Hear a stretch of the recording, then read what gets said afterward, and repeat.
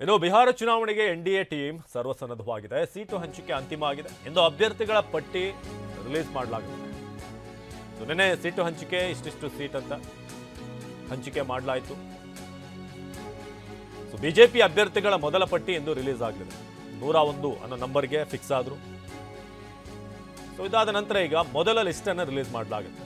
JDU BJP ತಲಾ 101 ಕ್ಷೇತ್ರಗಳಲ್ಲಿ ಸ್ಪರ್ಧೆ ಮಾಡೋಕೆ ಮುಂದಾಗಿರೋದು. ಇನ್ನು ಚಿರಾಗ್ ಪಾಸ್ವಾನ್ ಎಲ್ಜೆಪಿ ಆರ್ಗೆ 29 ಸ್ಥಾನಗಳು ಸಿಗುತ್ತೆ. ಅದರಲ್ಲಿ ಅವರ ಅಭ್ಯರ್ಥಿ ನಿಲ್ಲಿಸಬಹುದು. ಜಿತನ್ ರಾಮ್ ಮಾಂಜಿ HM ಪಕ್ಷಕ್ಕೆ 6 ಸ್ಥಾನಗಳು.